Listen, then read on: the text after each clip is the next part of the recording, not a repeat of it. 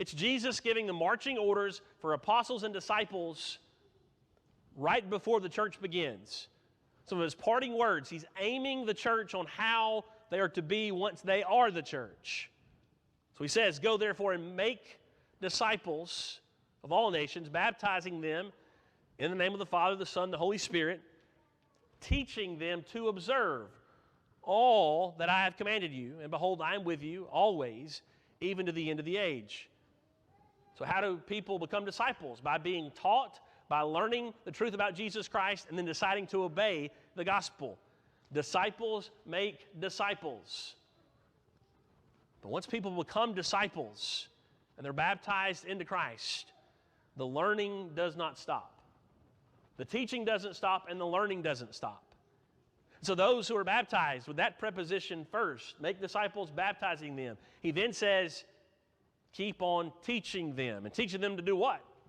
Teaching them to observe and obey all that I have commanded. So it's this constant cycle. Disciples make disciples by teaching them about Jesus, and disciples must be taught continual things about all Jesus has done. So question, when it comes to this text, is there one of those two participles, baptizing or teaching them to observe? Is there one of those that we shine a brighter spotlight on more than the other? They're both fundamentally necessary. If we neglect one at the exclusion of the other, we will not make healthy disciples. We will not have a healthy church. When a baby is born, how beautiful and joyous of an occasion is that day.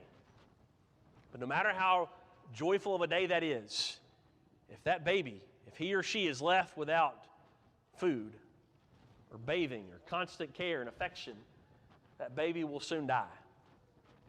If we think it's enough to teach people about Jesus and to see them baptized into Christ and then not continue to invest in teaching them, we're setting them up to wither away and die spiritually.